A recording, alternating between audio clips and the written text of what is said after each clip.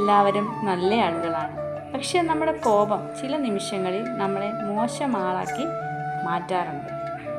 നമുക്ക് ഒരു ചൂടുള്ള പ്രതികരണം അതുമാത്രം മതി നമ്മുടെ ബന്ധം തകരാൻ, നമുക്ക് ശത്രുത ഉണ്ടാകാൻ, നഷ്ടപ്പെടാൻ, ഒരു ജീവിതം വഴിതെറ്റാൻ.